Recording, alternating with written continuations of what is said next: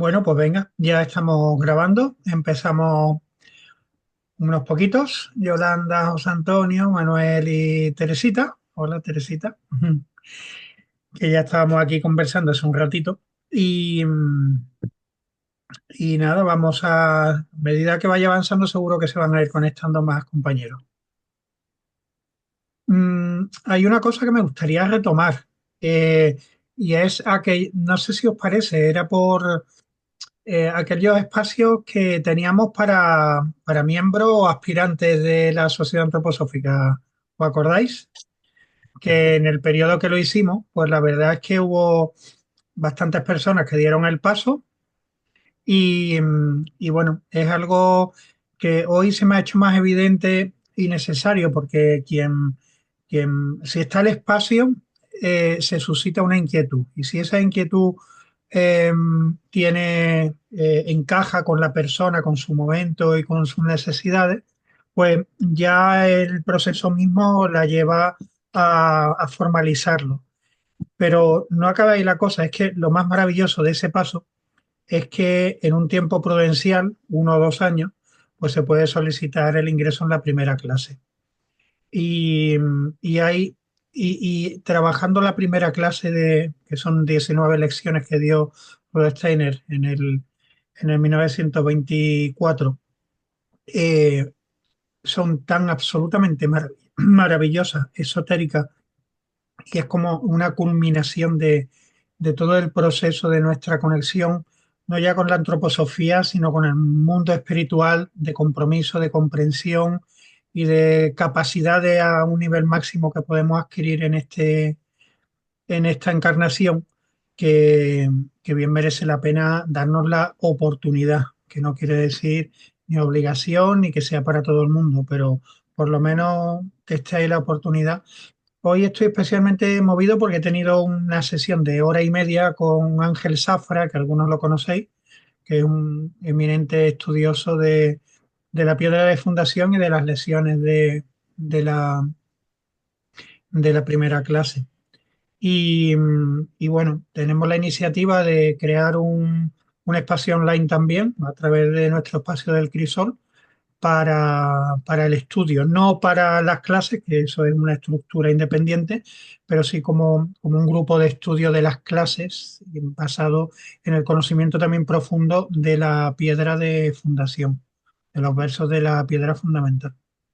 Así que bueno, no sé en principio si estaría bien en ese espacio que va a ser mensual de la primera clase, pues crear un espacio 1 hora antes a lo mejor para miembros y aspirantes, y que sea 1 vez al mes, o hacerlo esa media horita que entrábamos antes. No sé qué pensáis vosotros, algunos que de aquí, miembros, creo que ya es María Jesús, ¿no?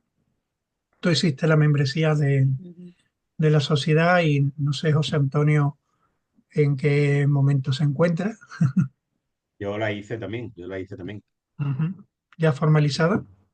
Muy bien. Sí, formalizada y a la espera de que conteste el Ujú, Goteano. ujú. Fíjate. Así que Muy esperando bien. los pasos.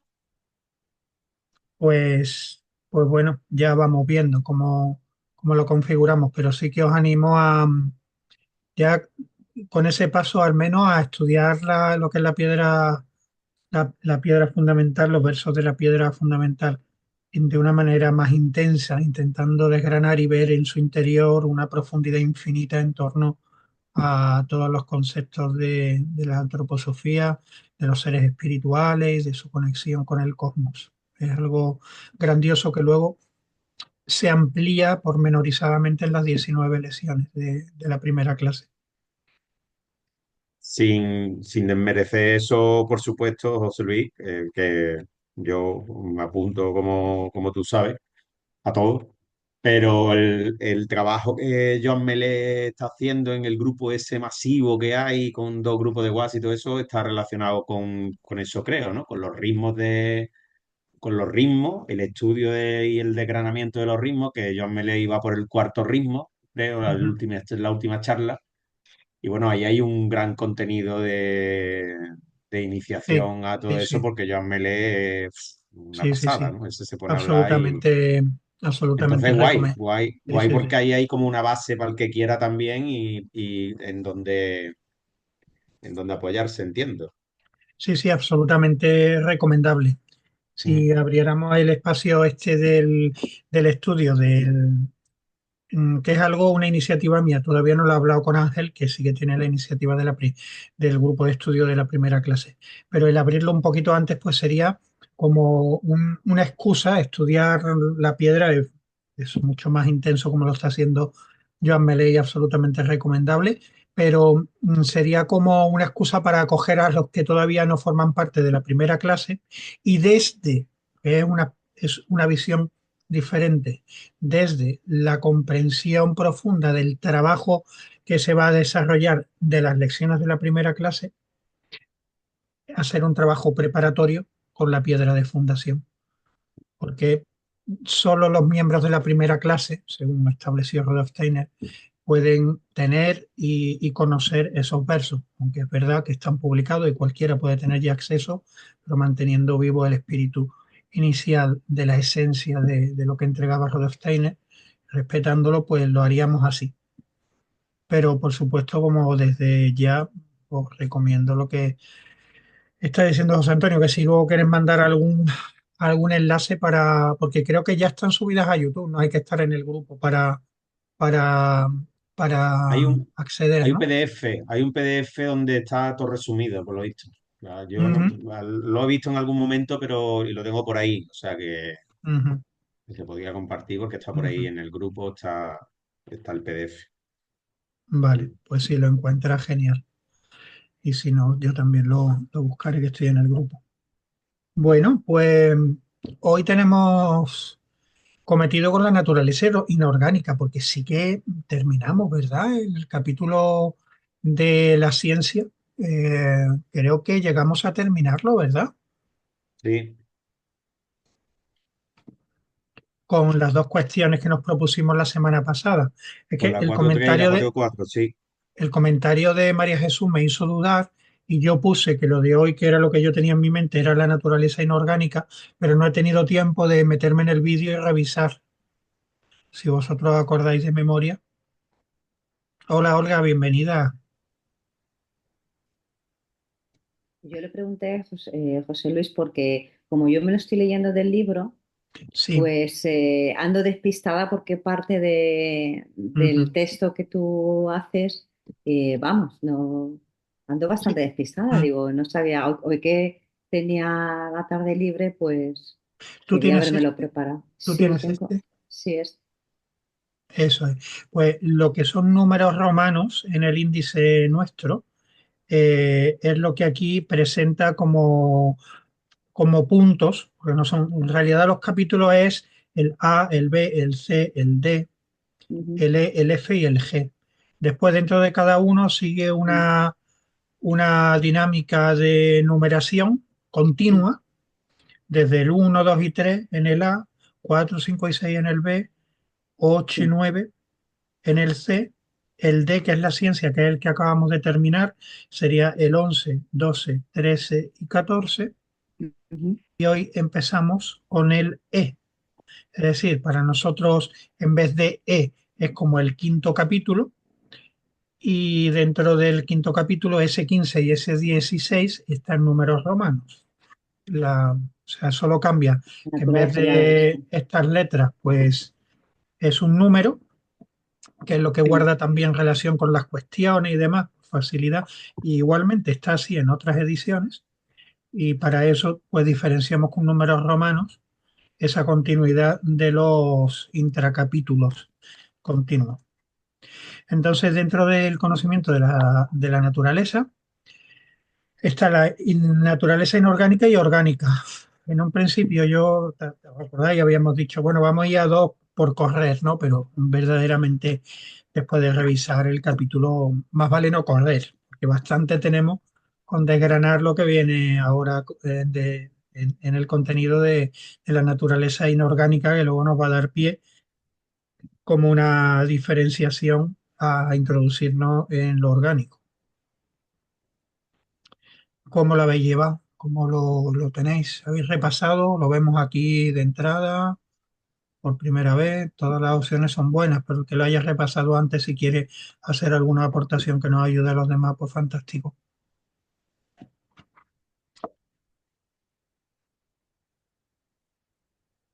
Yo sí lo he leído este fin de semana y bien, a ver. Ujú. He hecho en falta ejemplos, que en este caso hay otros libros donde sí acompaña más algo más Steiner con ejemplos y en este caso sí he echado yo un poco en falta, pero bueno, le he puesto yo un poquito Sí. de imaginación. Ujú. ¿A ti te ha Y quedado bueno, clara la diferencia entre el método científico tradicional, tal como está establecido modernamente, y la propuesta que te han de Rudolf Steiner? sí, más o menos sí. Ujú. En definitiva, no sé, yo hacía una visión global, le comentaba a Yolanda al principio, hacía una visión un poco global, resumida entre, bueno, pues la ciencia actual, básicamente, y muchos aspectos relacionados con las pseudociencias que se llaman hoy en día, porque hay mucha catalogación de pseudociencias que al final están basadas en el método que propone realmente Steiner, que están sacadas de esa observación realmente intuitiva, ¿no? De la que habla. No sé, muy resumido, muy resumido. Después hay muchos detalles donde entrar, pero Sí. yo me he intentado quedar un poco con ese bloque sencillo, Ujú. porque después hay muchas cositas. Sí, sí que es verdad. En principio hace una alusión y queda ahí en suspenso de una diferencia básica entre la inorgánica y la orgánica, y luego ya desarrolla la inorgánica, pero la inorgánica desde el punto de vista de que no emana nada del interior de un ser que se manifiesta a través del hecho, del objeto de estudio.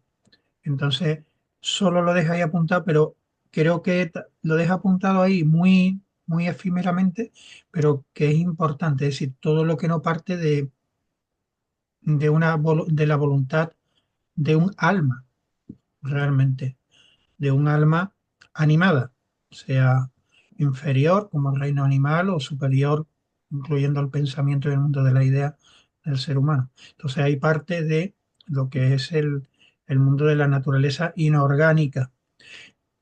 Y las plantas están ahí en medio, es el tránsito, ¿verdad? También no es inorgánico, es orgánico, pero no está animado, pero su yo está en un plano superior. Curiosamente a mí se me venía lo que estamos estudiando en mundos superiores, que venía creo en la etapa de iluminación, creo que, Mm, donde la propuesta era justamente observar los minerales, observar los animales y quedarte en el centro con las plantas, ¿no? Donde está observa las plantas como método, como propuesta. eh, que te hace ahí en mundos superiores, ¿no? Entonces, bueno, ujú. ahí también encontraba yo un poco la relación con eso, ¿no? Sí, sí, muy bien traído porque además nos combina a la perfección. Hola a todos.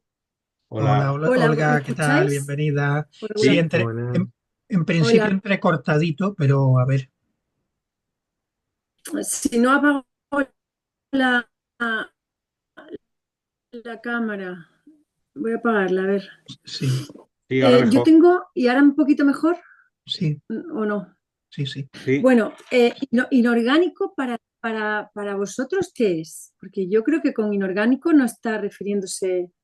O sea, quiero que inorgánico en este caso son conceptos que no están en la naturaleza, ¿no? Que no son orgánicos. Yo he entendido con ¿O qué es inorgánico inorgánico? realmente. Ah, perdón.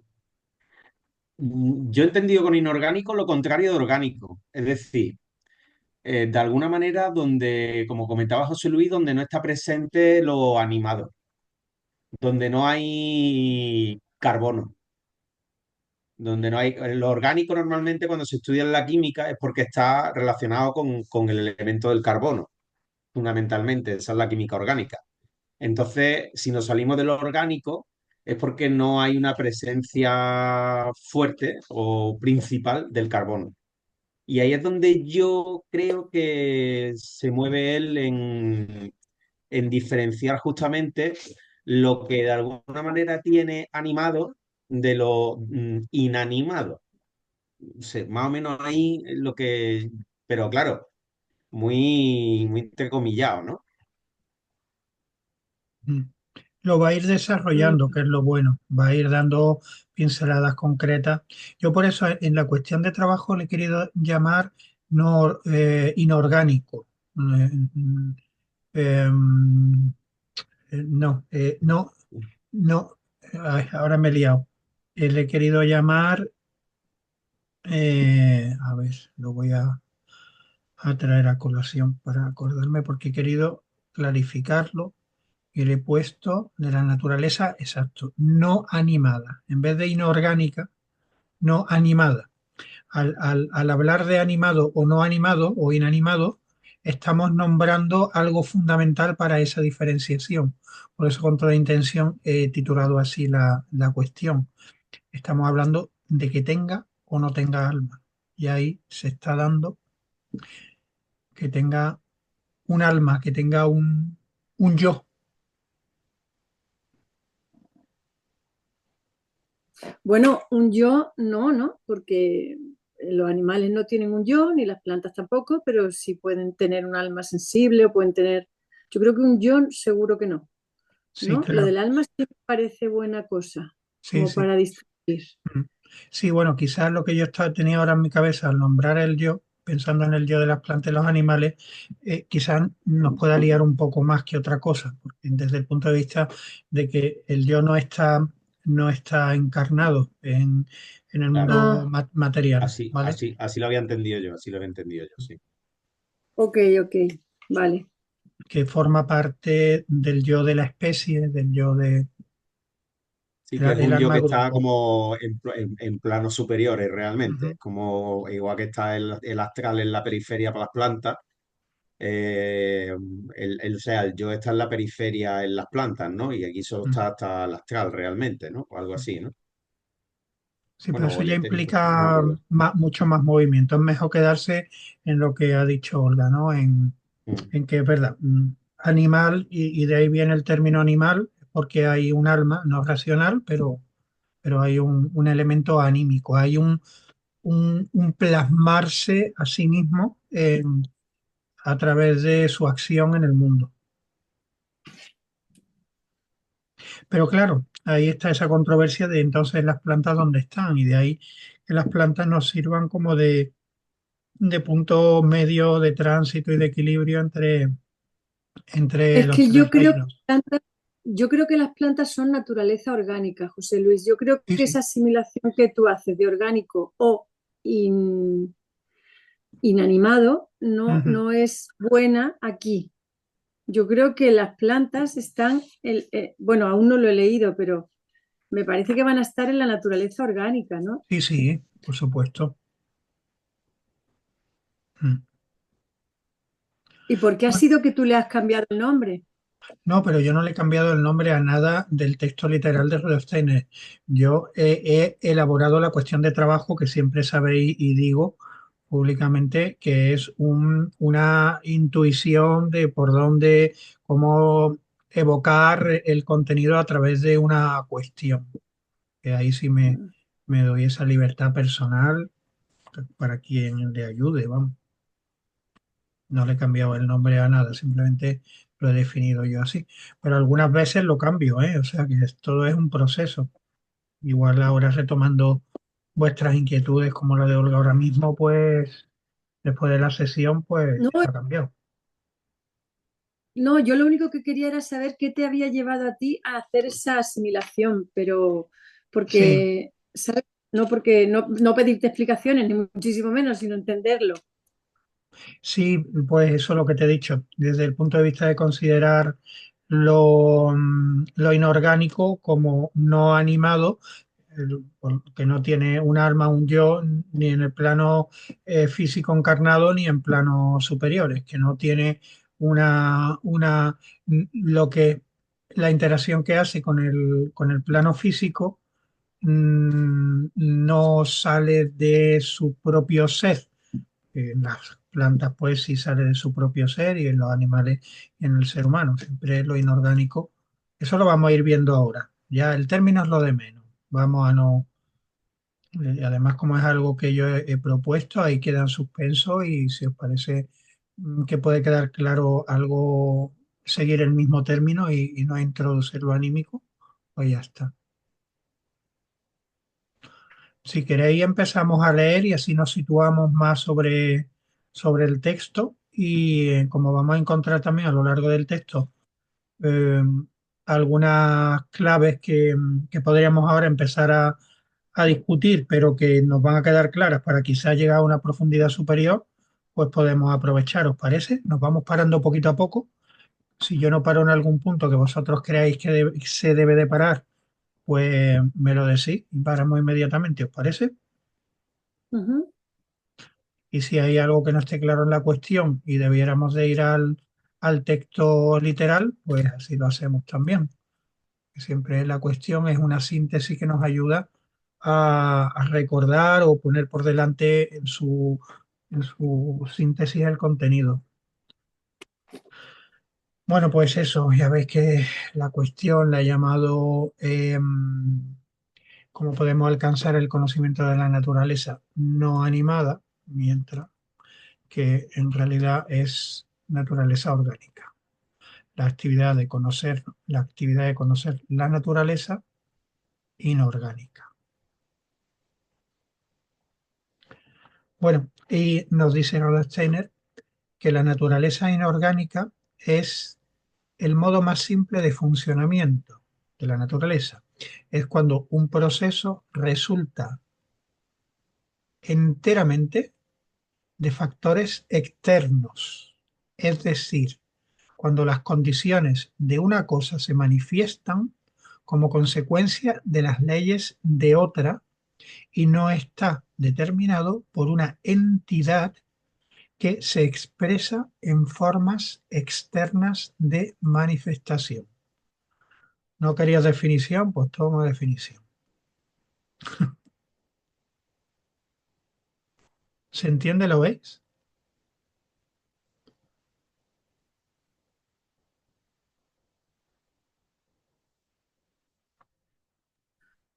Bueno, se entiende regular, la verdad. Yo por lo menos. O sea, me cuesta, por ejemplo, un ejemplo de eso. A ver si pudiéramos sacarlo. Un ejemplo de naturaleza inorgánica que es cuando un proceso, porque para empezar está hablando de naturaleza y de proceso, Ujú, y resulta enteramente de factores externos. ujú. Ay, perdona, que lo he Perdonadme, quitado. pero Que lo yo he quitado. necesito, creo que es súper importante que tengamos muy claro que es, por lo menos yo, ¿eh? Si me lo podéis aclarar, me hacéis un favor. Naturaleza, a lo mejor me tenía que haber leído lo de la orgánica, pero es que yo aquí en la inorgánica no sé si habla de leyes, no sé si habla de objetos, no sé si habla de conceptos abstractos. En fin, todo eso me pasa. Y ahora un segundo que están llamando al timbre, también me pasa eso.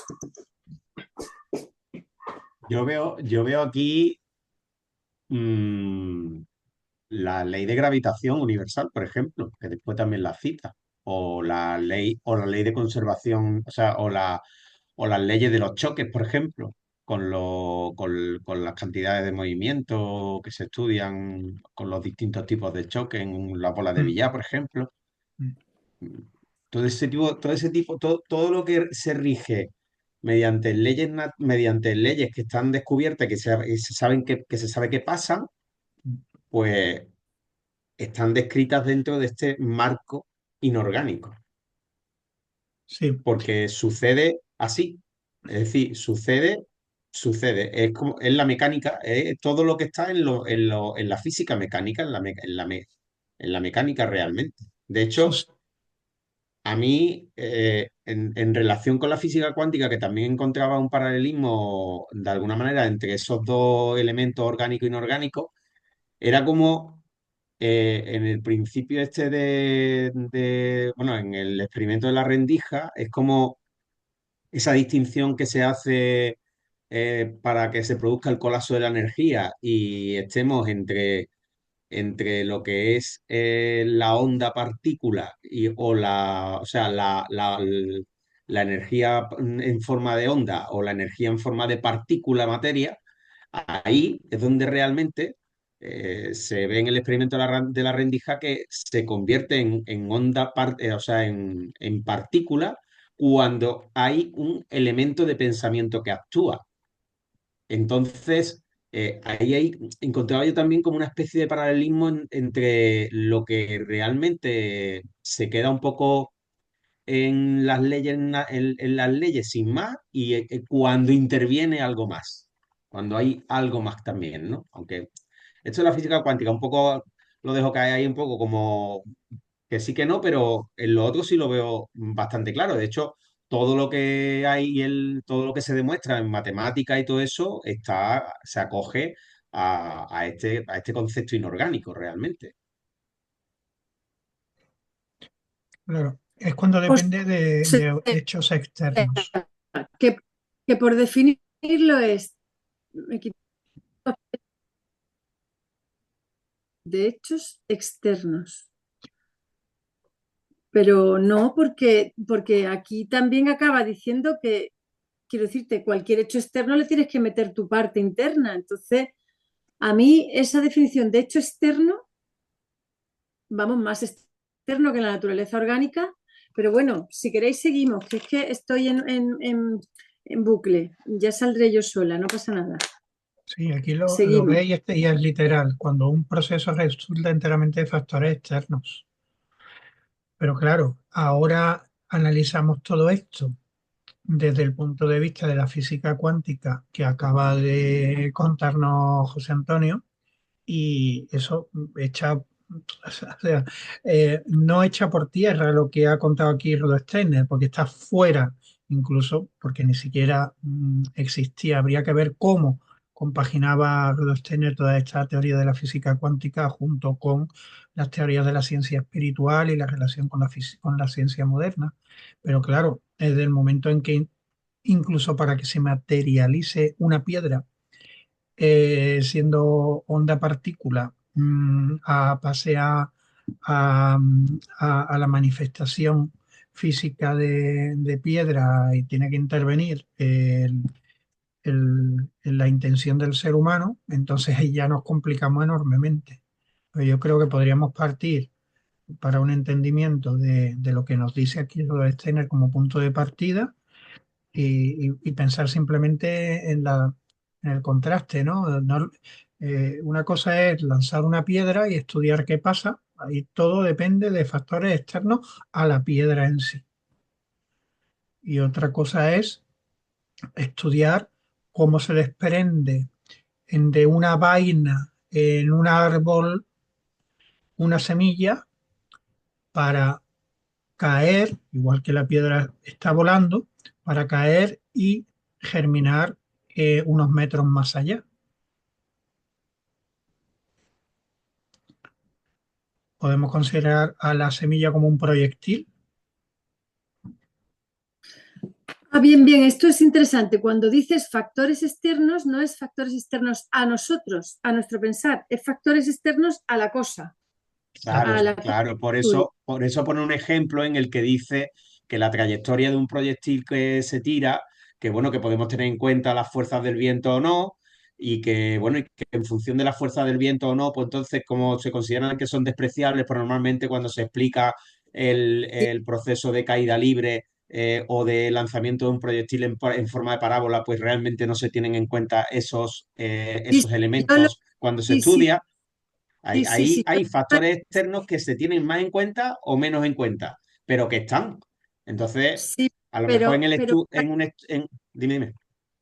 no, me parece interesante esa distinción para poder avanzar, porque en ese por ejemplo también de la piedra y los factores y el viento y tal, también está nuestro pensar, y nuestro pensar yo no lo considero un factor externo, sino un factor interno, y es donde yo me estoy quizá haciendo un lío. Entonces, si el factor externo es externo a la cosa que se observa, sobre la que se quiere pensar, pero me resulta muy curioso. O sea, a mí me sirve como punto de partida, me ancla y ahora avanzamos. Ahora, vamos, si a vosotros también, por mí está anclado y a ver qué va pasando. Mm. Vale, pues vamos a ir avanzando en ese caso.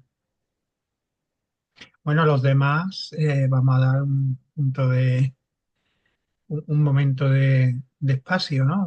No es obligatorio que participéis, pero bueno, pues no, se han dicho ya muchas cosas por si queréis, tenéis también algo que puntualizar. Yo lo que quiero ver es a ver dónde quiere llegar Ujú. toda esta, to- todo esto que se está explicando. Claro, claro. A dónde queremos llegar? Sí, es que es un proceso Vale. orgánico y si nos quedamos al principio, nos faltan todavía herramientas para saber dónde va, sí, cierto. Pues entonces continuamos un poquito más, a ver cómo se va configurando y si nos falta algo, pues vamos al literal. Bien, yo voy a repetir, porque llevamos un solo párrafo y lo vamos a poner ya por delante antes de seguir. La naturaleza inorgánica es el modo más simple de funcionamiento de la naturaleza. Es cuando un proceso resulta enteramente de factores externos. Es decir, cuando las condiciones de una cosa se manifiestan como consecuencia de las de la otra y no está determinado por una entidad que se expresa en formas externas de manifestación.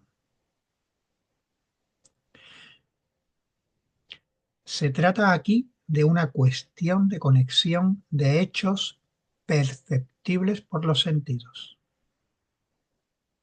Por tanto, la opacidad y la falta de claridad de un fenómeno o de una relación en el mundo sensible solo pueden superarse si vemos con total exactitud qué es el resultado, si vemos con total exactitud que es el resultado de una constelación determinada de hechos.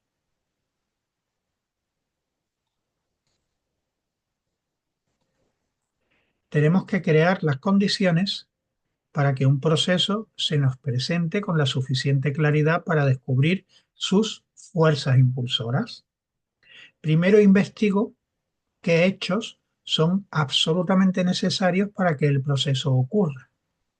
Hechos sin los cuales el acontecimiento no puede ocurrir en absoluto. Y otros que solo lo modifican, pero que sin ellos el acontecimiento podría ocurrir igualmente, pero en circunstancias diferentes, asumiendo una forma diferente. Nuestro espíritu, por tanto, agrupa los hechos del mundo inorgánico de tal manera que ve un acontecimiento o una conexión como consecuencia de las interacciones de los hechos. Así, nuestro espíritu introduce la necesidad en lo que es de naturaleza casual. El espíritu del hombre reduce todos los fenómenos de la naturaleza inorgánica a la clase de fenómenos en los que el efecto parece surgir necesariamente a su espíritu de aquello que lo produce.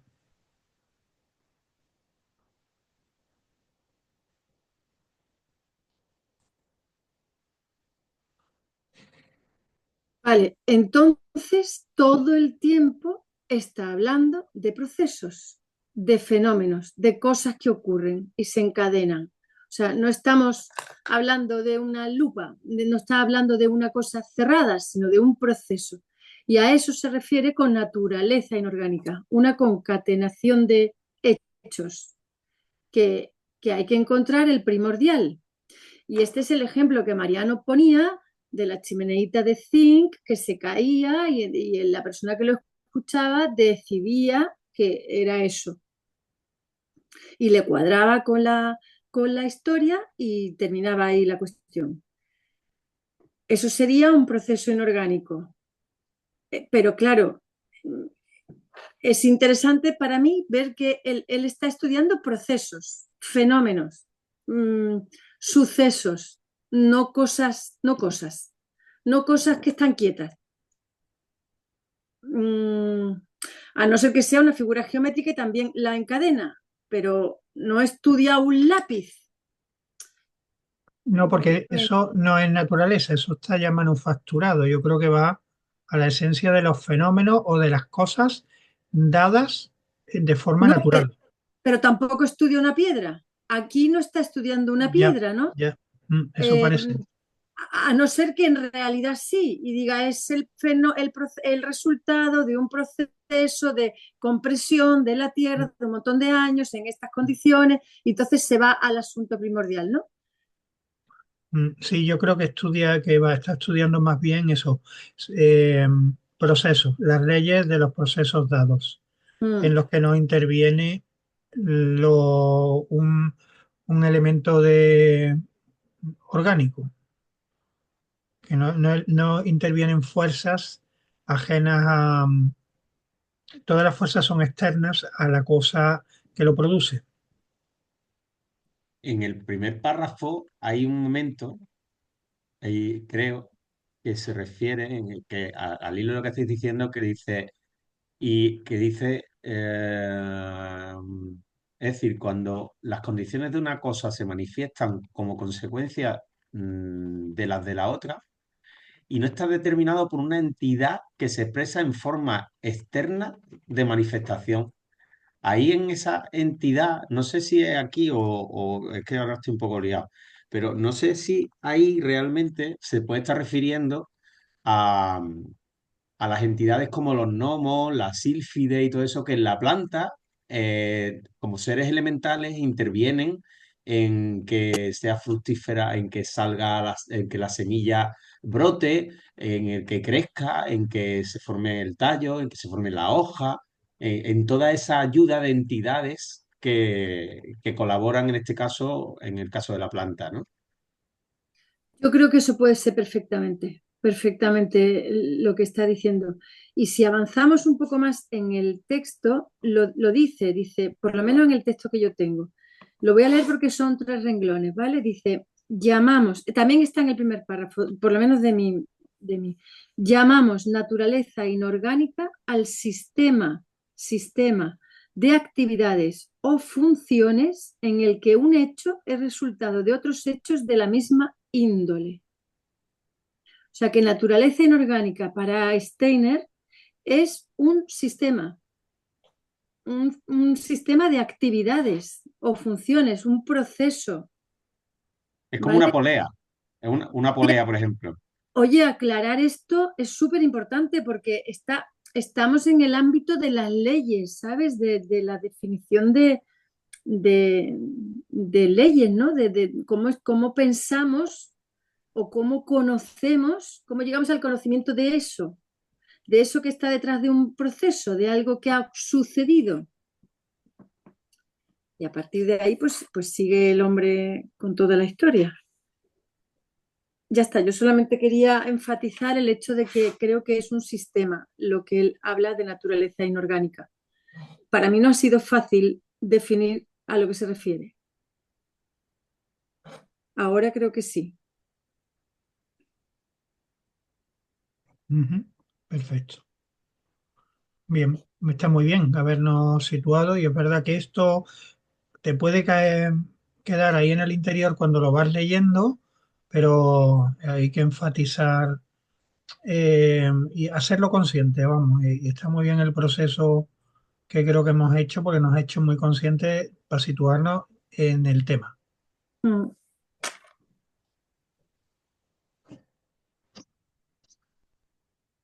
Claro, entonces siendo procesos ya que hemos llegado a ello, pues los podemos provocar. Es por eso que luego dice, que ya lo he leído, pero bueno, retomando ya desde esa conciencia de que estamos estudiando procesos que se dan en la naturaleza orgánica, que no dependen para nada de la cosa en sí que se ve afectada por ese proceso, pues dice que tenemos que crear las condiciones para que un proceso se nos presente con la suficiente claridad para descubrir sus fuerzas impulsoras. Y investigo lo que es necesario eh, y lo que es secundario, lo que no alteraría el que apareciera o no apareciera el suceso, lo que no influye para nada y lo que simplemente influye, pero para que aparezca en una forma u otra, pero que quiere estudiar desde llegar a la esencia de qué es, en el párrafo que hemos leído, ¿no? A la esencia de cuáles son las fuerzas impulsoras, le llama, es decir, que si no hay alguna de ellas, no se da.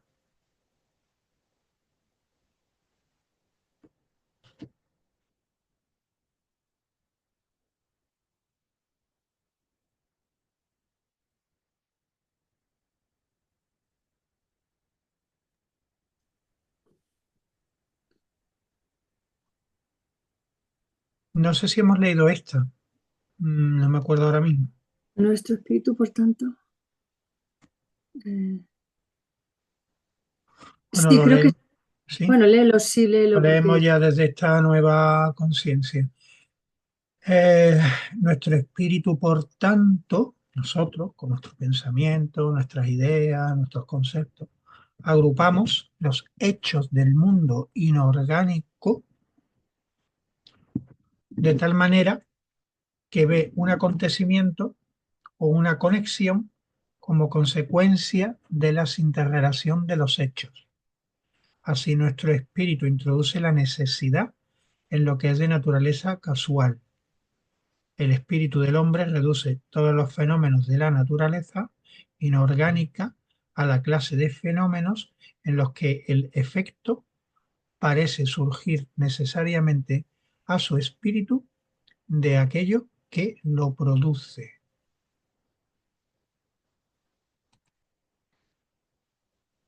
Hoy en día se exige un empirismo externo porque se cree que con cada suposición que va más allá de lo empíricamente dado, se está tanteando en la incertidumbre.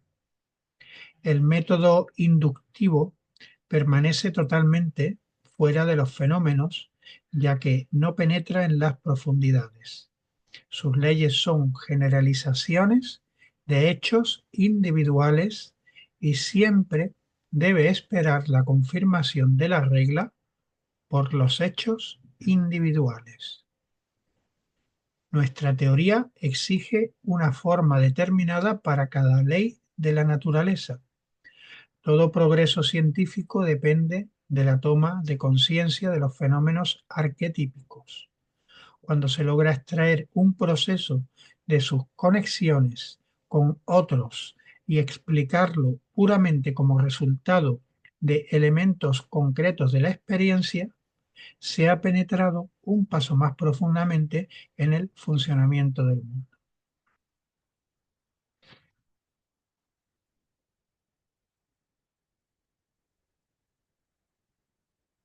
No es fácil, ¿eh?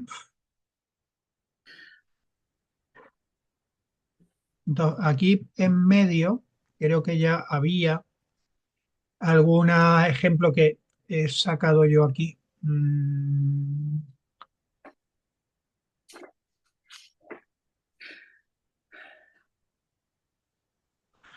Aquí hace este ejemplo de un hecho de la naturaleza inorgánica en el que se dan cuatro factores y que sin hacer toda desde el punto de vista del método inductivo, son cuatro factores que están ahí y que si se dan, pues surge eso. Pero desde el punto de vista de Steiner, considerando el espíritu humano como en su indagación de, de las fuerzas generadoras fundamentales, pues ahí ve que A y C son las impulsoras y que D no es impulsora, pero es determinante para la forma de ese suceso, y que B es indiferente. Entonces, un esquema de la ciencia inductiva sería este, en los que todos actúan con todos, y un esquema de la propuesta goetheana de Steiner, intentando descubrir la causa del fenómeno en sí y no por relación a factores externos o otros fenómenos similares, pues sería un esquema interior en nuestro pensar de este tipo. A mí esto me parece muy surrealista, ¿vale? Porque no tiene ningún sentido, salvo que lo desgranemos, porque yo creo que la ciencia, y no seré yo quien defienda a la ciencia, pero igual que ha ido a un triángulo, podía haber ido a un cuadrado. Ujú. Mm, y es un pensamiento alcanzable, ¿no? Con el que nos podemos conectar, nuestro espíritu también. Entonces, no sé qué significa esto en la diferenciación de una ciencia y de otra. No me cuadra o no la entiendo la explicación que se da o que tú has resumido ahora, porque yo creo que aquí lo que está contando es lo que hace el espíritu, pero este ejemplo no es un ejemplo para definir lo que hace la ciencia, me parece, ¿eh? Yo todo el tiempo hablo de lo que voy interpretando, perdonadme si hablo con más rotundidad, pero para nada, porque no estoy segura de nada. Mm, eh, yo creo que aquí está buscando en este ejemplo el elemento primordial, ¿no? O el elemento de necesidad, donde hay azar. Eso que está contando de la necesidad. Pues a lo mejor esta figura primera es muy azarosa y la figura segunda ya nos lleva a una necesidad. Mm, no sé cómo lo veis, pero yo de ahí no deduzco el método de la ciencia inductiva. Yo no. Y no sé si Steiner es el ejemplo que ha puesto para eso, que estaría muy Sí, bueno saber qué sí, hace la ciencia esto inductiva. está extraído del libro, ¿eh? Esto no es un invento. Mira, Sí, pero no, sí, pero no para esa diferenciación. Me parece que está metido para ver la historia de la necesidad. leámoslo. Ahora bien, ¿cómo es esta interacción en el caso de la naturaleza no orgánica tal como entra directamente en nuestro campo de observación? En conjunto, tiene el carácter que nos hemos descrito antes como el de la experiencia inmediata. Aquí se trata simplemente de un caso particular de esa experiencia en general. Se trata aquí de una cuestión de conexión de hechos perceptibles por los sentidos. Pero estas conexiones son precisamente las que se nos manifiestan de manera poco clara y transparente en la experiencia. Un hecho A se nos presenta, pero al mismo tiempo se nos presentan muchos otros. Si dejamos que nuestra mirada recorra la multiplicidad que se nos presenta, nos quedamos totalmente oscuras en cuanto a cuáles de los otros hechos tienen una relación más cercana con este hecho A y cuáles tienen una relación más remota. Puede haber algunos hechos sin los cuales el contenido no puede ocurrir en absoluto y otros que solo lo modifican.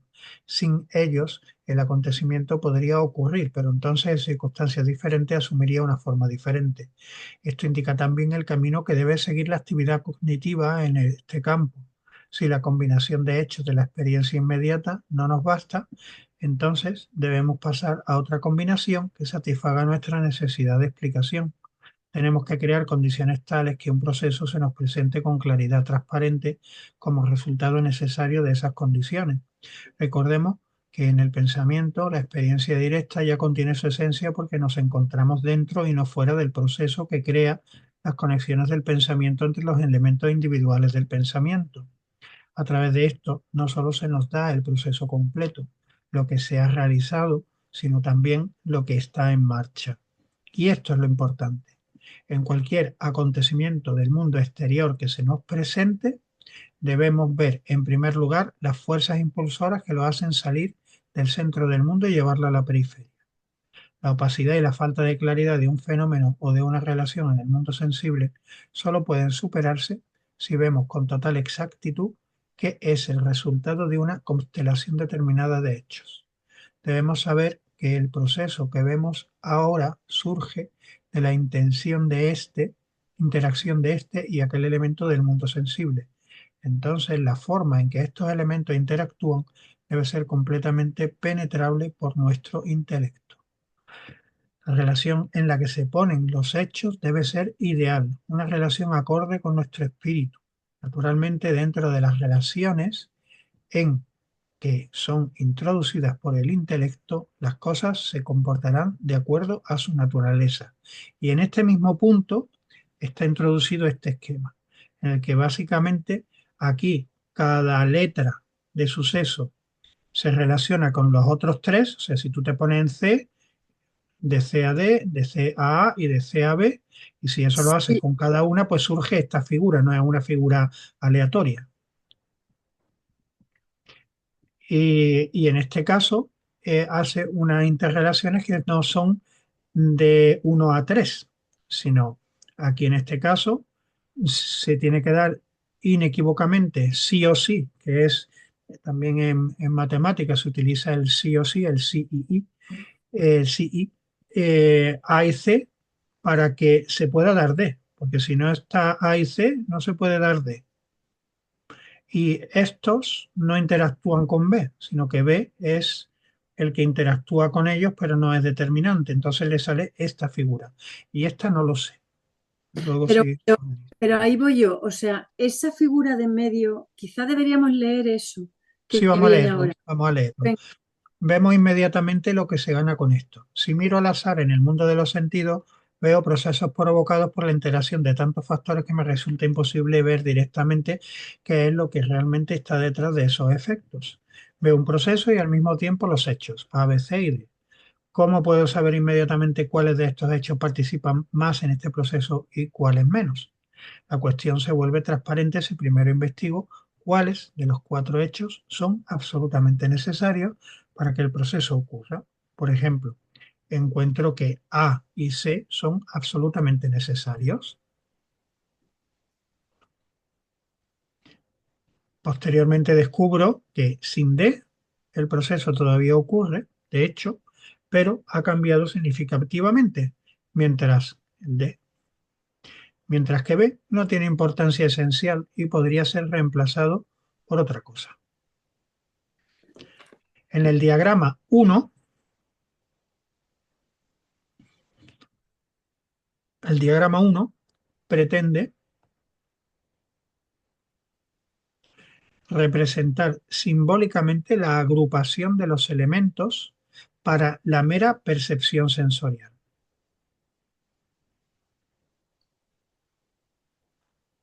Y 2, el diagrama 2 representa esta agrupación para el espíritu.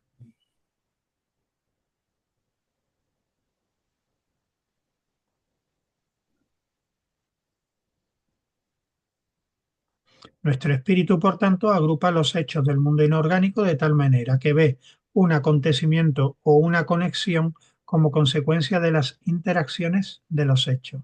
Así, nuestro espíritu introduce la necesidad en lo que es de naturaleza casual. claro, eso es lo que yo te decía. Pero para mí el ejemplo no es nada bueno, la verdad, porque de la figura azarosa, tal y como se me presenta en la naturaleza, número uno, a la número dos, B es completamente importante. ¿Cómo que no es importante B? Si es la que me forma el triángulo finalmente, que mi espíritu es en la que se acomoda de verdad. Entonces, no sé por qué dice que B no es importante, porque ya para mí el D no es nada importante. ¿Qué pinta el D ahí colgando? Eso a mí, ¿no? Yo no sé cómo puede pensar que nuestro espíritu llega a esa figura, a esa explicación o se conecta y venga, vale, se conecta, pero ¿por qué B no es importante? ¿Cómo me vas a decir que B no es importante? Yo esta pregunta de este esquema directamente según la veía, decía, yo esto se lo tendríamos que preguntar a Mariano. ¿Cómo puede definir aquí nuestro espíritu que B no es importante? Si está Entonces, llegando.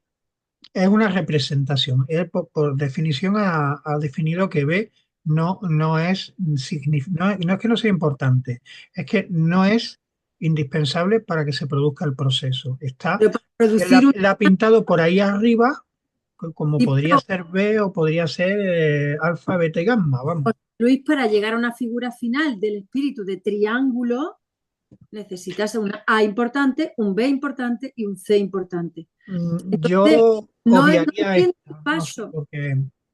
Sí, pero ahí yo creo que a lo que se refiere en la segunda figura es que la interrelación entre A y C, esa interrelación es una interrelación matemática. Como ha dicho José Luis antes, eso significa que A sí, solo sí, C. Y eso es lo que provoca, porque, claro, ten en cuenta que las demás líneas no tienen flecha, son como, se puede entender que son direcciones. Pero cuando incorporan las flechas sí tienen una importancia, claro, yo a lo mejor lo veo con un sentido matemático también, pero bueno, entonces ahí esas flechas sí tienen importancia. Pero Y ¿por qué? Perdón, perdón. y entonces hace que esa interrelación entre A y C sea la que provoque que pueda aparecer el D. Si no aparece, si A y C no están interrelacionados como hechos, entonces no puede suceder el D. El B simplemente aparece ahí arriba, pero no sé, yo lo interpreto en ese sentido, como que. Pero, y lo del triángulo, digo yo también lo mismo, porque es que después viene un ejemplo del triángulo, ¿eh? Entonces no sé si el triángulo está relacionado con lo que viene después. Pero entonces hay que No, entender que esto es un ejemplo de supuesto. Él supone que nuestro espíritu, ¿vale? Claro. Determina eso, pero yo te puedo asegurar que mi espíritu no No lo determina. hace, No, porque claro. no le entiendo la lógica. O sea, después, él va, bueno, será un supuesto y en su supuesto funciona así, pero para mí el Él, ejemplo no es él, muy afortunado, pero bueno. no, ya. Yo lo que entiendo es que lo pone como una circunstancia en la que interviene su espíritu, evidentemente, como él lo entiende, claro. Ah, bueno, aquí está sacando su lado más matemático, porque él no solo era humanista, y, y físico y estudioso del esoterismo, es que también era matemático, y entonces aquí está sacando su lado más dentro de la simbología de las relaciones matemáticas, de relación Matemáticas, directa o relación indirecta, ¿no? y además matemáticas. además este libro forma parte de su doctorado en filosofía, que tiene toda la lógica detrás, ¿eh? O sea que Ujú.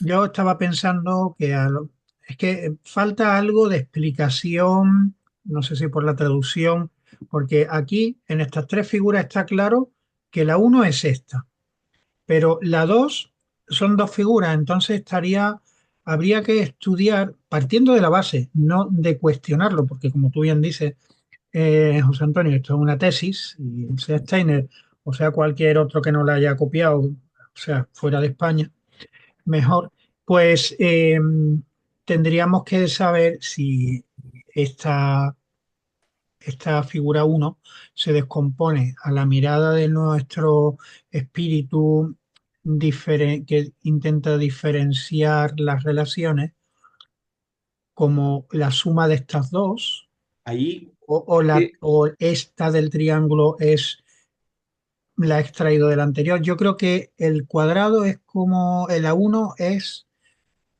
la 2. La suma de estas dos es la del uno. yo creo que ahí la frase esa final que dice que con ello el espíritu introduce la necesidad allí donde había azar, ¿vale? Así es como viene aquí, donde había azarosidad. Esa frase yo creo que es la que realmente quiere él, de alguna manera, reflejar. Y es como que el espíritu es el que pone esa parte imaginativa, diría, se me viene la palabra, esa parte que, que incorpora que no sea Caótico, caótico.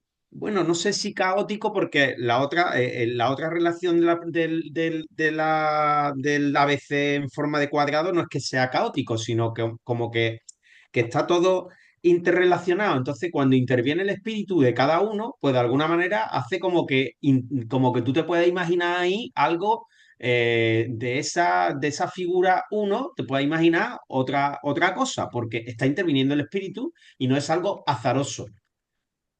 Mm. Sí, sí, eso lo entiendo. Yo solamente hacía alusión a que el ejemplo me parece muy, muy mal explicado. Pero bueno, como tesis está bien, como supuesto, quiero decir, en su cabeza lo tendría más claro. Ahora, después también viene el ejemplo en el que yo comentaba antes, que es el que describe la trayectoria de un proyectil Mm. y donde dice, oye, es que hay muchos aspectos cuando se estudia la química y la física donde hay elementos que se desprecian porque no son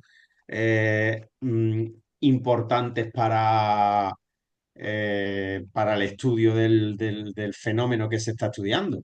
En este caso, ahí dice, oye, mira, ahí hay una trayectoria que es casi, bueno, la pinta ahí, pero realmente cuando lo estudiamos, por ejemplo, es que es despreciable. La fuerza del aire, por ejemplo, generalmente se considera como despreciable y en otros muchos casos de procesos físicos y químicos pasa igual. Mm. Sí, aquí están estos dos ejemplos. Este es un poco complicado, también hay que saber algo de geometría descriptiva en cuanto a que dos rectas que se cortan, sus ángulos son que se cortan por una tercera, por ejemplo, A, B y C, D, y tú la cortas con otra, pues los ángulos iguales están en esta parte, y entonces al final hace el mismo proceso de pensamiento que estudiamos cuando estudiamos matemáticas para llegar a, a decir que la suma de los tres ángulos de un triángulo es 180. Es un método deductivo, o sea, un método inductivo-deductivo, en definitiva.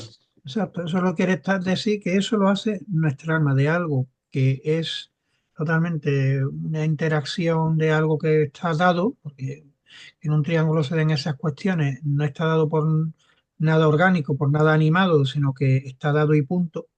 Pues ahora lo coge el espíritu humano y lo hace le marca eh, un aspecto diferente, como De dice al geometría final, sagrada, de geometría sagrada, exacto, José Luis. no casual, sino llega al origen.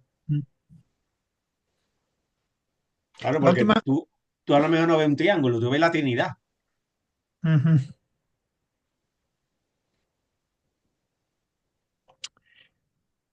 Bueno, vamos a ir por el resumen un poco.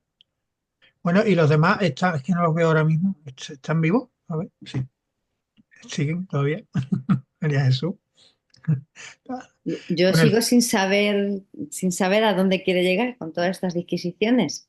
ujú. O sea, yo Mira, pienso, mira, muchas veces leo el título del libro, digo, ¿de qué iba el libro? Y entonces dice de la concepción goetheana del mundo. Y entonces pienso, este hombre que se ha tenido que pegar ahora el petardazo de estudiar a Goethe, a mí me gustaría poder leer a Goethe para saber en qué está pensando Steiner al generar esta teoría de conocimiento. Por otro lado, pienso que él siempre trataba de explicar todos los procesos desde que se forma, desde lo no perceptible hasta que se hace algo. Mm, y en eso estoy, a ver dónde me quiere llevar, porque todavía no lo sé. A lo mejor si fuera matemática vería algo más, ¿no? Vería ese proceso que tú ves. Y sé que en algún punto la matemática desaparecen los números y solamente son letras las que se estudian. Ahí yo no llego, pero todavía no he visto qué me quiere decir Steiner en esta parte que estamos tratando, que tendrá su cosa, pero yo no la he visto. Ahora entiendo el proceso que él está haciendo, el análisis que él está haciendo de las cosas, porque pienso que quería explicarlo absolutamente todo, desde todos los puntos de vista. hace una ampliación siempre.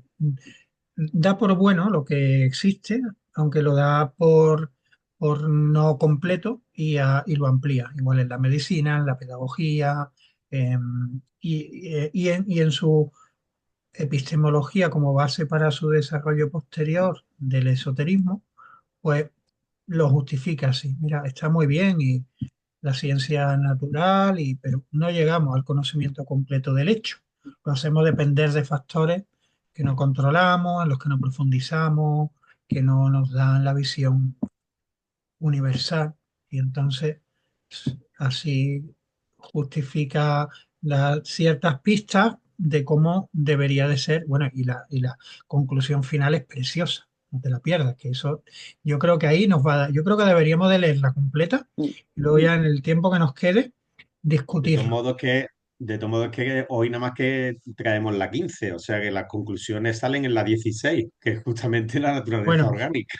sí, sí, bueno, ahí comparativamente saldrán más Hay que, se- conclusiones, Hay que seguir leyendo, comparativamente. hay que Sí, seguir leyendo. Es que yo no me di cuenta de si era hoy solo la 15 o la 15 y la 16, pero yo sentí la necesidad de leerme la ujú, 16 de seguido porque digo, bueno, esto si no se va a quedar como un cojo. Es Ah, que sí, si hay un algo cojo que sin tiene, piernas. si hay algo que tiene Steiner es que a lo mejor te tiras un capítulo no entendiendo y luego de repente en un párrafo pues se te da la luz. sí, Dices, sí, ahora sí, ahora sí. ujú, Claro, es que hay que leer la 16 Mm. para terminar de entender la claro. 15, que si no te queda un poco que es Te donde quedas entra en la... pillado en esto que En ese estábamos bucle, como claro. pillados en Sí, bucle, sí. sí. Claro, Pues sí, Sí. pues sí. que si Pues mira, no... vamos a leer la cuestión hasta el final, discutimos la cuestión y por qué no, si queréis, empezamos, aunque no he hecho la cuestión de la siguiente, de la 16, pero podemos empezar a leer el literal, ¿vale? Vamos a ver si lo que nos dé tiempo. Sin Vale, yo bastante de todos tenemos modos por en desgranar. 10 minutillos tengo que salir, pero bueno, Ujú. Bueno, mira, yo voy a leer hasta el final para que quede ya la imagen de conjunto, que es que nos va a llevar al cosmos. O sea, ¿cómo no? No nos iba a llevar Steiner ahí al lado, Trebujena. Eh, bien, nos dice,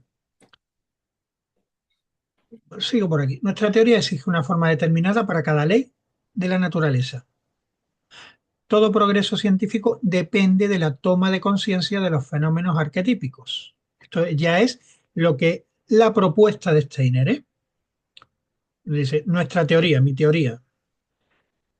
Todo progreso científico depende de la toma de conciencia de los fenómenos arquetípicos. Cuando se logra extraer un proceso de sus conexiones con otros, para estudiarlo en sí, y explicarlo puramente como resultado de elementos concretos de la experiencia, se ha penetrado un paso más profundamente en el funcionamiento del mundo. Coger un hecho y aislarlo de lo que depende de los demás y sobre ese hecho extraer los, los procesos arquetípicos. Mientras que muchos de nuestros contemporáneos contradicen sus propias teorías cuando entran en el campo de la investigación práctica, la armonía de toda investigación verdadera con nuestras consideraciones podría demostrarse fácilmente en cada caso individual. El fenómeno arquetípico se presenta de forma pura en el pensamiento cuando se relacionan los factores pertinentes de acuerdo con su esencia. La experiencia superior dentro de la experiencia, están metiendo muchos conceptos, una experiencia superior dentro de la experiencia de los sentidos. Aquí hablamos de lo que la experiencia, la de los sentidos, la superior a través del pensar. Es descubrir el hecho básico o fenómeno arquetípico. Y el experimento es el verdadero mediador entre el sujeto y el objeto en la ciencia inorgánica. La experiencia superior dentro de la experiencia es descubrir el hecho básico o fenómeno arquetípico. Y el experimento es el verdadero mediador entre el sujeto y el objeto en la ciencia inorgánica. se llama empirismo racional porque no toma nada más que procesos objetivos como contenido de la ciencia. Pero estos procesos objetivos se mantienen unidos por una red de conceptos, leyes, que nuestro espíritu descubre en ellos. El empirismo racional trata procesos perceptibles por los sentidos en una conexión entre sí que solo puede captarse mediante el pensamiento. Esa es su propuesta. A través de la experimentación y a través de aislar el proceso de su dependencia de cualquier otro proceso, hacer lo que él le llama empirismo racional, que trata de procesos que son perceptibles por los sentidos, pero que luego a través del pensar capta una conexión entre esos procesos que solo puede captar mediante esa capacidad espiritual. Es decir, llevarse al campo de lo espiritual el proceso perceptible por los sentidos. Pero es como un pensar racional realmente. Es como un pensar deductivo racional. Ujú. A lo que se está refiriendo ahí, a que si tú observas, pero tú observas y observas en el laboratorio que el agua pues bulle a 100 grados centígrados y que en el proceso de ebullición pasan no sé qué cosas con el agua, con esta sustancia. Es algo que sí que requiere de la intervención de nuestro espíritu, evidentemente, pero de una manera racional. Por eso yo creo que también lo llama empirismo racional, de alguna manera. Creo yo, no sé. Sí, yo ahí me sigo acordando de mi chiste más famoso, el de la araña. Araña ven, venía, araña ven, no viene, la araña se queda sorda. Sería la diferencia entre tener en la ciencia que estudia solo el hecho perceptible a los sentidos y aquello que va un paso más.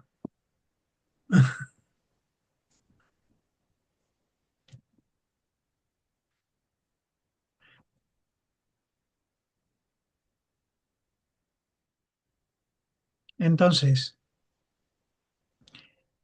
sigue diciendo que la satisfacción científica que nos proporciona una visión solo nos llega, la satisfacción científica que nos proporciona una visión, un estudio, solo nos llega cuando ésta nos conduce a una totalidad completa en sí misma. La experiencia ordinaria es solo la mitad de la realidad. Para los sentidos, solo existe esta mitad. La otra mitad solo está presente para nuestras facultades de aprehensión espirituales. Y ya hemos llegado a la misma conclusión de siempre, que la mitad de la realidad la podemos conocer con los sentidos y la otra realidad, la otra parte, solo con el pensar. Entonces nos sigue diciendo que nuestro espíritu eleva la experiencia de ser una manifestación de los sentidos a ser una manifestación para el espíritu mismo. El espíritu del hombre encuentra lo causante cuando su espíritu se acerca a lo causado.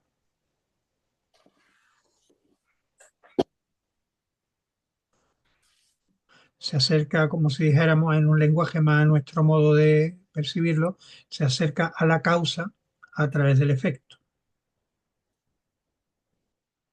Y ahora ya la conclusión, ¿eh? Son solo 2 párrafitos y son ya demoledores.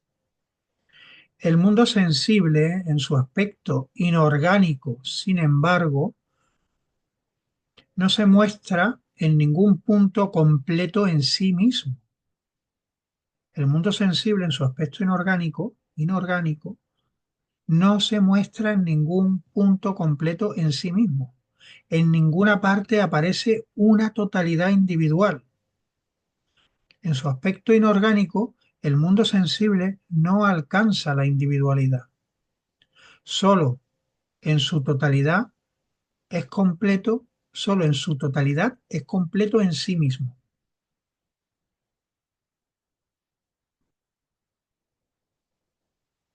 Es decir, cada fenómeno, cada efecto, cada causa Está eh, repetida, José Luis, está ¿sí? repetida la frase.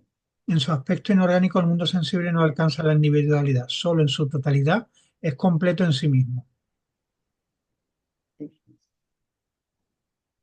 Sí.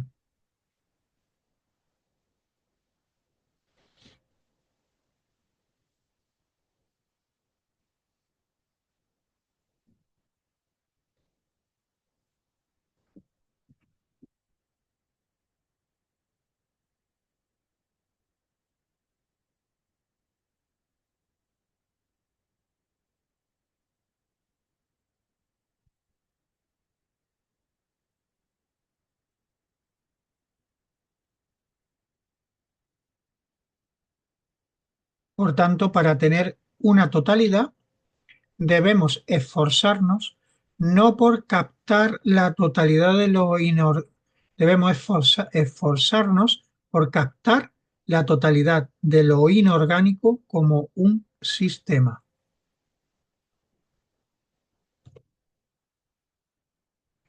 El cosmos es precisamente un sistema de este tipo. La ciencia inorgánica tiene como meta e ideal la comprensión profunda del cosmos. Todo esfuerzo científico que no llegue hasta aquí es una mera preparación, es una parte del todo, no el todo en sí.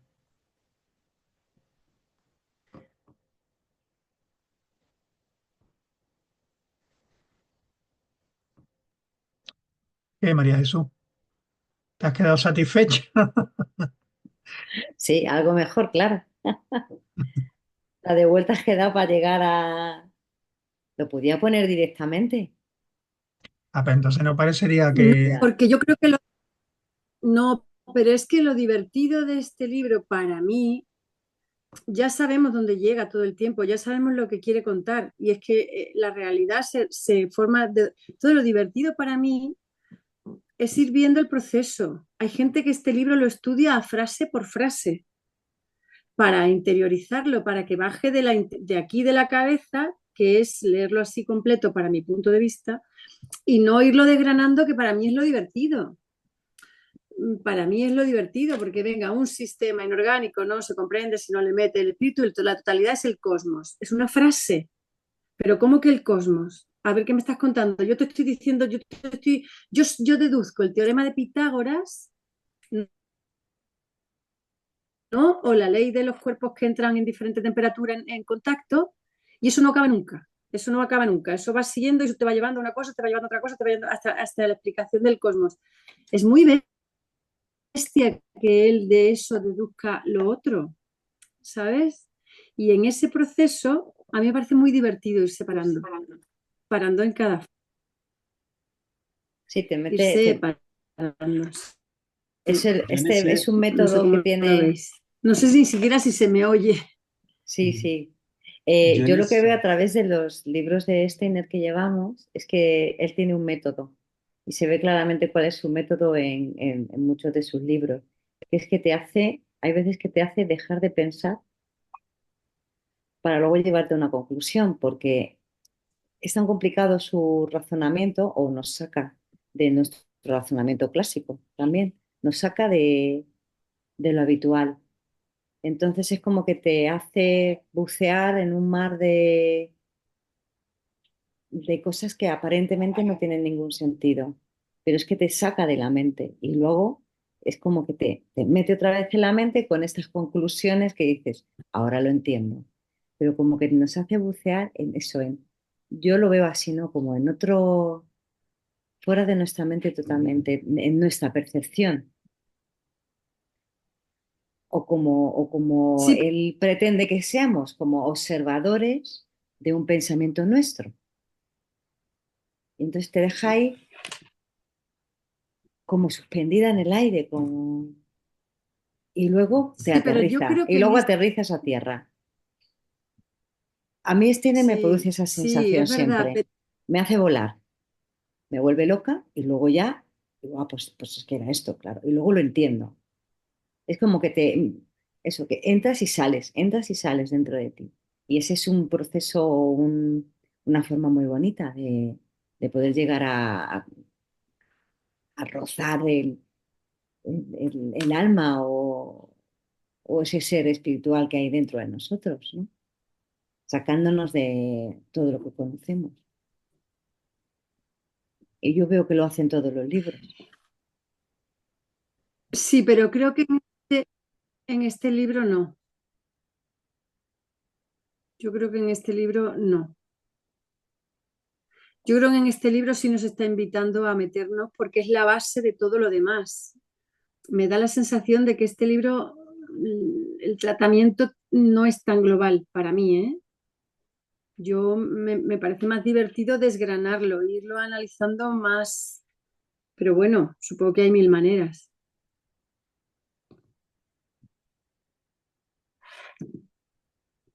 Es el segundo libro de Steiner, ¿no? Este. Es el segundo, ¿no? Es una pregunta. Sí, es LGA2, sí. Es el segundo. Ujú. Es el GA2.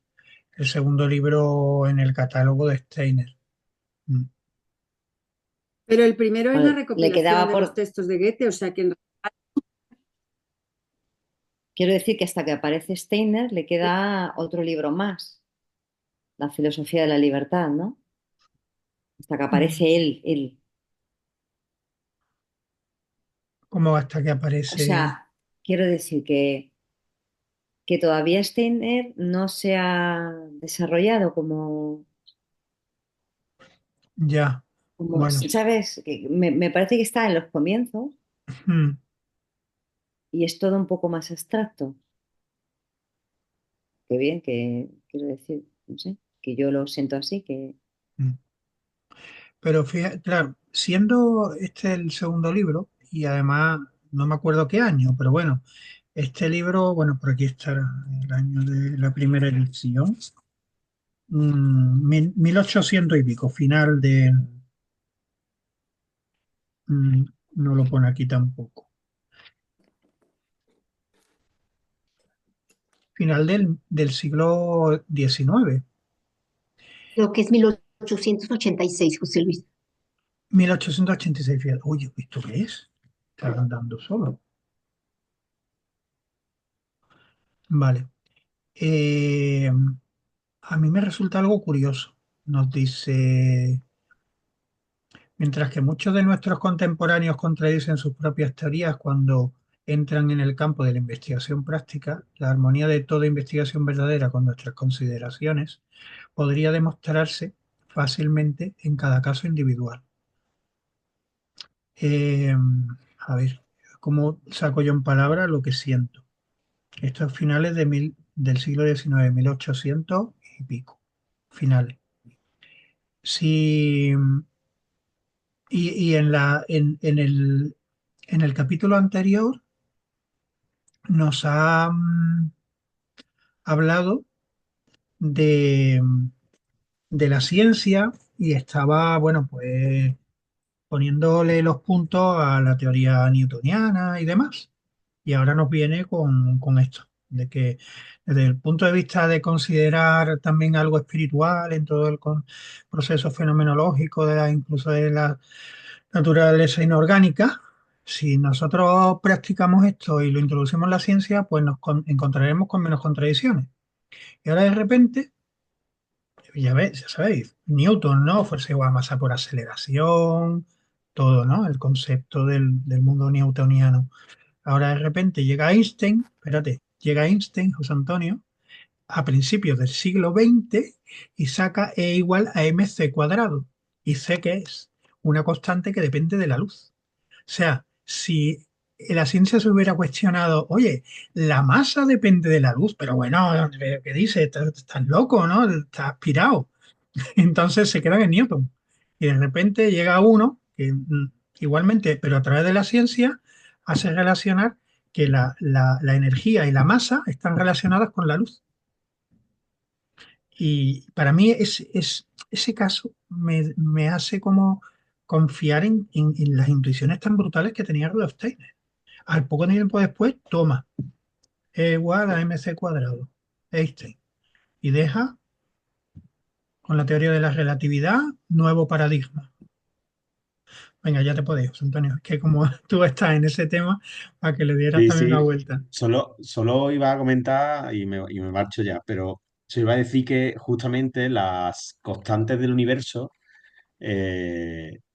hay una parte, es que no me acuerdo ahora mismo cómo se llama, pero lo que engloba estas constantes del universo que hace que una pequeña variación en el séptimo o el octavo decimal ya se derrumbara todo, yo creo que es a eso a lo que se está refiriendo como que es un sistema, como que el cosmos es un sistema único. Es único porque está creado con tal perfección divina que esa pequeña variación en alguna de las constantes se iría todo al garete. Y no sé, a mí se me venía eso cuando leía esta parte del final, se me venía un poco eso, ¿no? Es lo que quería comentar, que yo creo que ahí ese sistema inorgánico del que habla como de todo el cosmos, tiene integrado un poco precisamente esas constantes, todas esas constantes, constante de Faraday, la constante de gravitación, la constante de la gravedad, la constante de, yo qué sé, multitud de constantes que han ido saliendo a lo largo de la historia, ¿no? Y, y que son, que bueno, que normalmente estudiamos y estudiamos con un par de decimales, pero que tienen un montón de decimales y que hay algunos por ahí estudiosos que han comprobado, que han demostrado que realmente una variación en el cuarto o el quinto decimal ya provocaría que no funcionaran las cosas. O sea que estamos hablando de una precisión impresionante, ¿no? Ahí en este sistema del cosmos, ¿no? En el que adentrarnos, pues, os dejo. Genial. Muchas gracias. Os veo después. Chao.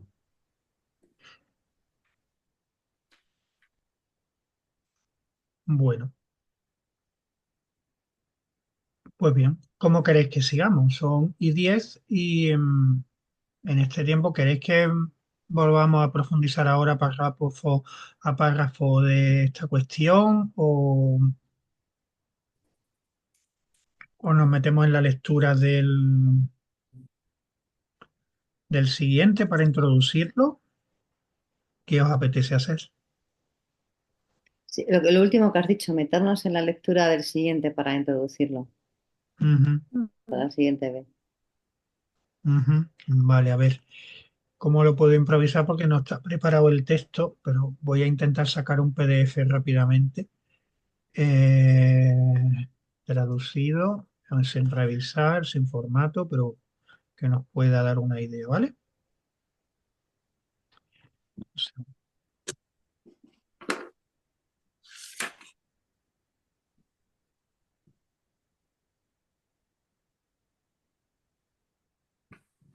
Ser con otro ordenador.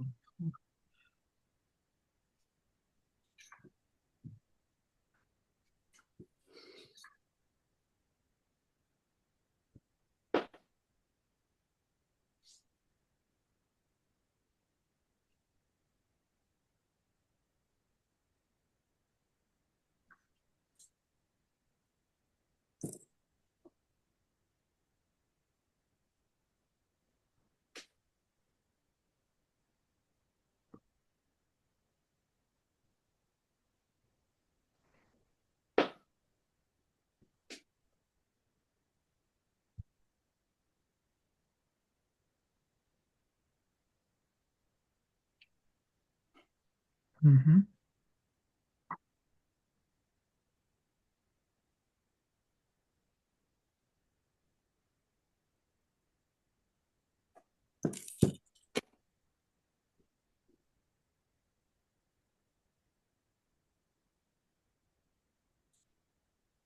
ujú. Vale, vale, ya lo tengo. Un segundito y lo paso.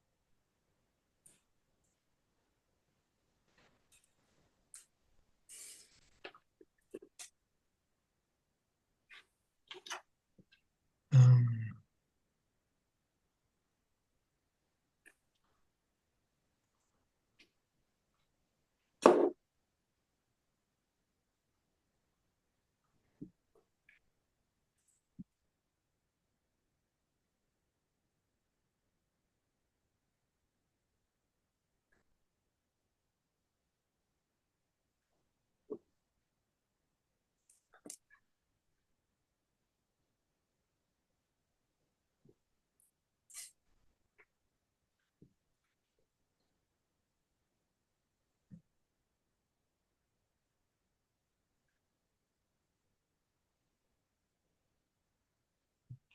Ujú, vale.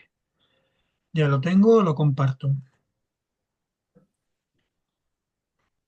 Venga, pues lo podéis ir leyendo vosotros y parándonos mutuamente cuando lo creamos necesario.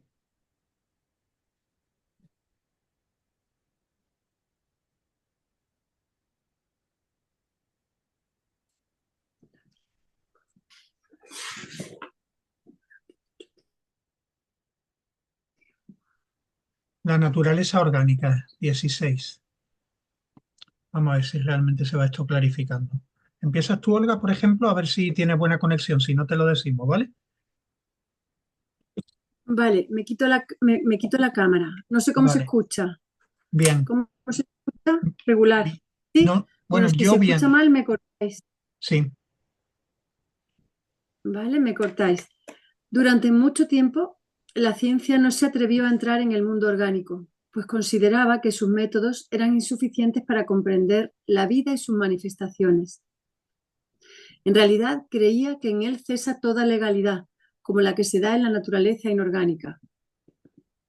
Lo que en el mundo inorgánico se admitía como cierto, es decir, que un fenómeno se nos hace comprensible cuando conocemos sus condiciones naturales, aquí simplemente se negaba.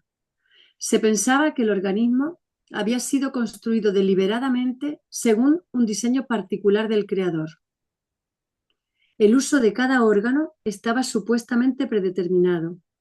Aquí todas las preguntas solo podían referirse a cuál podría ser el propósito de tal o cual órgano, a por qué esto o aquello está presente, mientras que en el mundo inorgánico se recurría a las condiciones previas de una cosa.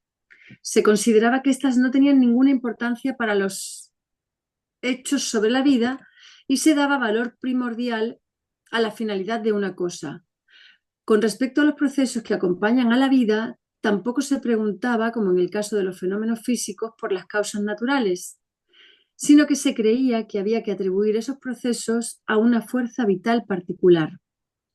Se pensaba que lo que allí se forma en el organismo era el producto de esta fuerza que simplemente ignora las demás leyes naturales. Hasta principios del siglo XIX, la ciencia no sabía cómo tratar con los organismos. Se limitaba únicamente al dominio del mundo inorgánico. Fuerte, ¿eh? En la medida en que se busca la legalidad de lo orgánico, no en la naturaleza de los objetos, sino en el pensamiento que sigue el creador al formarlos, se elimina también toda posibilidad de explicación. ¿Cómo puedo llegar a conocer ese pensamiento? Al fin y al cabo, estoy limitado a lo que tengo ante mí. Si éste no me revela sus leyes en el interior de mi pensamiento, entonces mi actividad científica llega a su fin. No se trata, en sentido científico, de adivinar los planes de un ser que se encuentra fuera. Si quiere seguir a alguien, A finales del siglo XVIII, la opinión generalizada era que no existía ninguna ciencia que explicara los fenómenos vivos, en el sentido en que, por ejemplo, la física es una ciencia que explica las cosas. Kant, de hecho, intentó establecer una base filosófica para esta opinión. Consideraba que nuestro intelecto es tal que solo puede ir de lo particular a lo general. Lo particular, lo individual, le son dados y de ellos abstrae sus leyes generales. Kant lleva a este tipo de pensamiento discursivo y lo considera el único tipo de pensamiento concedido al ser humano. Por tanto, en su opinión, solo hay ciencia para los tipos de cosas en los que lo particular, tomado en sí y por sí mismo, carece por completo de concepto y solo se resume en un concepto abstracto. En el caso de los organismos, Kant no encontró que se cumpliera esta condición. Aquí el fenómeno individual delata una disposición intencional, es decir, conceptual. Lo particular lleva huellas del concepto, pero, según el filósofo de Königsberg, carecemos de toda capacidad para comprender tales seres.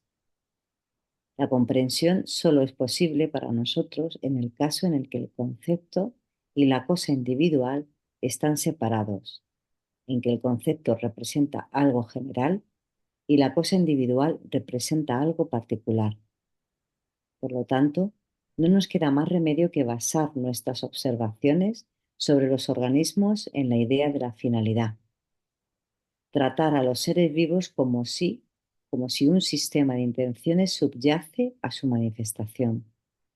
De este modo, Kant ha establecido aquí la no ciencia de manera científica, por así decirlo.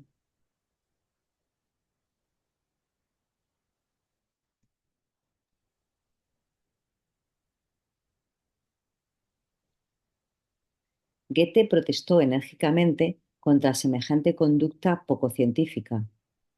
Nunca comprendió por qué nuestro pensamiento no debería ser adecuado para preguntar de dónde procede un órgano de un ser vivo en lugar de para qué sirve.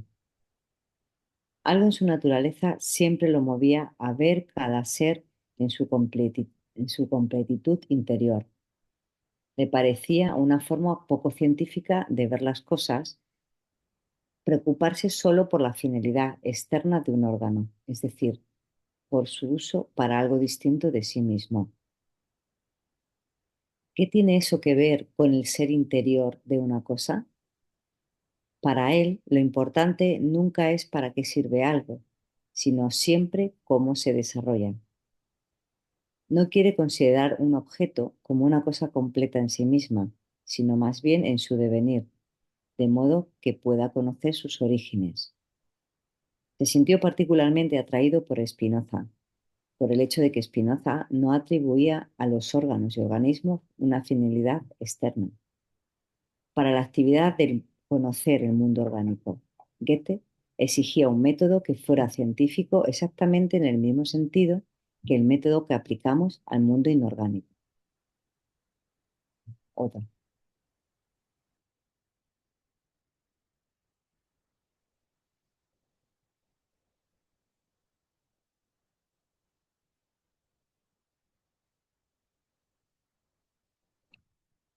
Joana, por ejemplo, ¿quieres? Si no, Teresita, si no, cualquiera.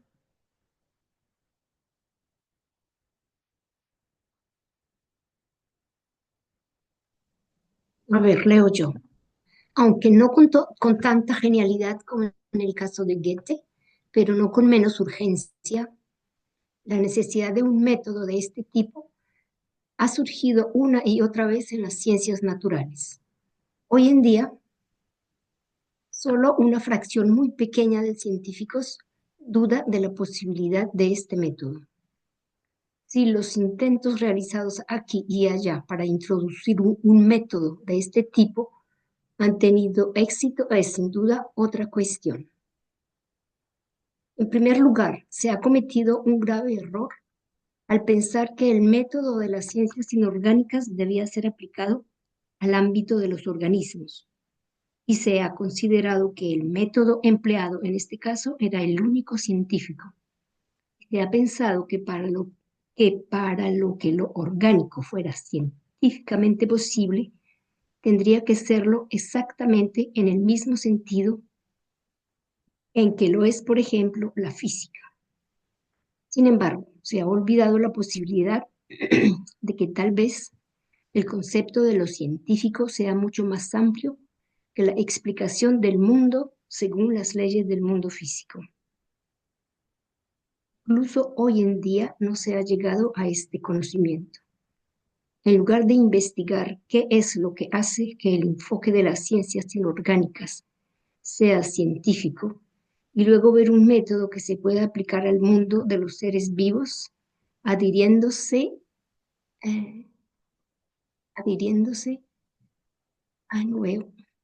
a las exigencias que resultan de esta investigación, se ha declarado simplemente que las leyes obtenidas en este nivel inferior de existencia son universales. Pero, sobre todo, hay que investigar en qué se basa todo pensamiento científico. Esto es lo que hemos hecho en nuestro estudio. En el capítulo precedente hemos reconocido también que la legalidad inorgánica no es la única que existe, sino que es solo un caso particular de todas las posibles legalidades en general. El método de la física es simplemente un caso particular de un modo científico general de investigación en el que se tienen en cuenta la naturaleza de los objetos pertinentes y el ámbito al que sirve esta ciencia. Y este método se extiende a lo orgánico, se borra la naturaleza específica de lo orgánico. En lugar de investigar lo orgánico de acuerdo con su naturaleza, se le impone una legalidad que le es ajena. Pero de este modo, al negar lo orgánico, nunca se llegará a conocerlo. Semejante conducta científica simplemente repite en un nivel superior lo que ha obtenido en un nivel inferior. Y aunque cree que está sometiendo la forma superior de existencia a leyes establecidas en otro lugar, esta forma se le escapa en sus esfuerzos, porque tal conducta científica no sabe cómo captarla y tratarla en su naturaleza particular.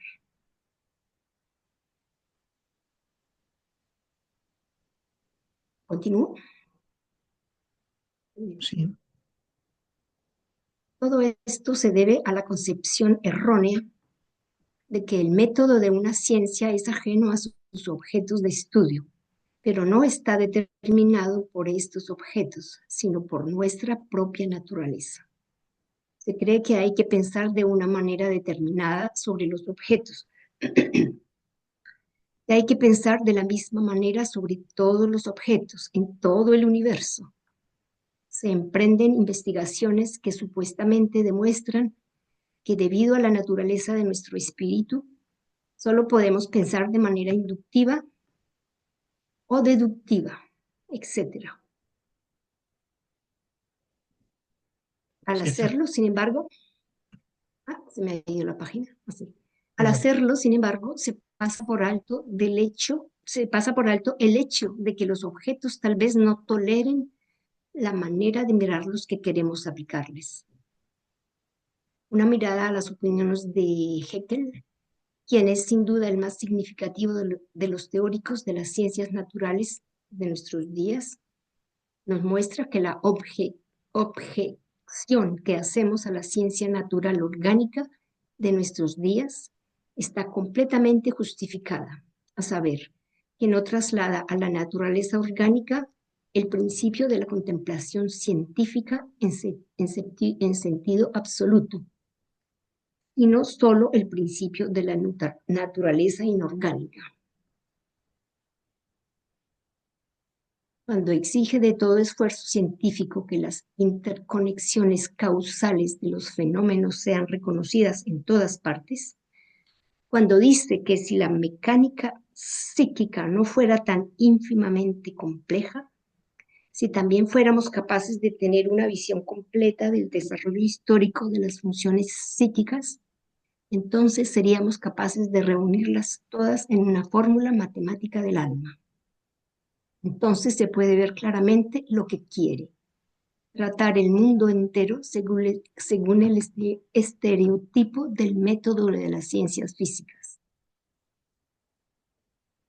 si estás cansada y quieres seguir, Teresita, a ver Pues cuánto me queda. gustaría descansar.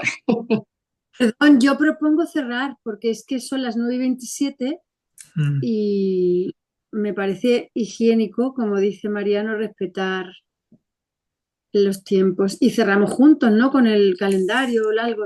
Yo haría algo así. Pero es mi opinión, si no me voy, ¿eh?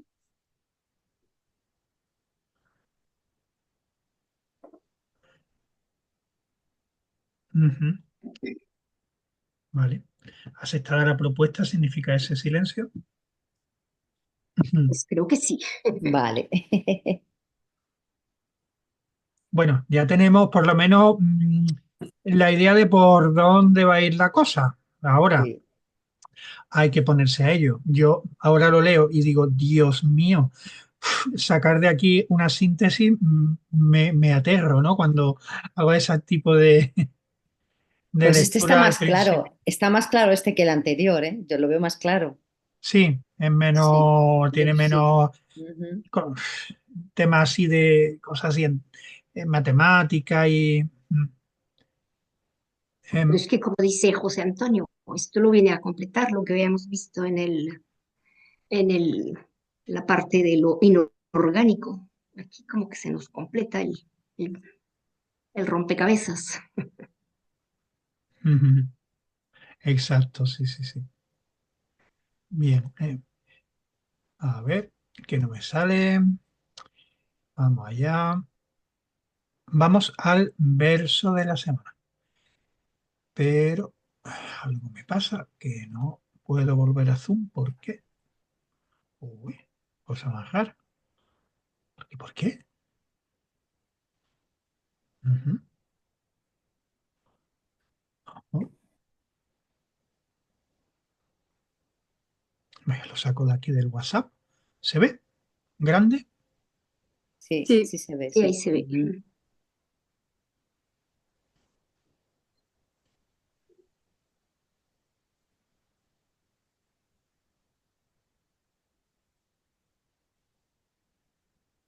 Venga, leo yo.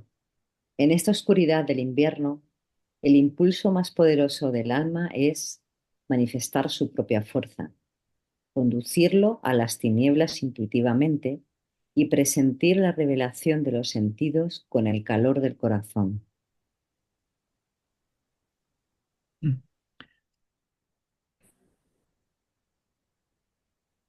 no sé ya si es una deformación, pero es que está hablando de lo mismo, ¿eh? sí, sí.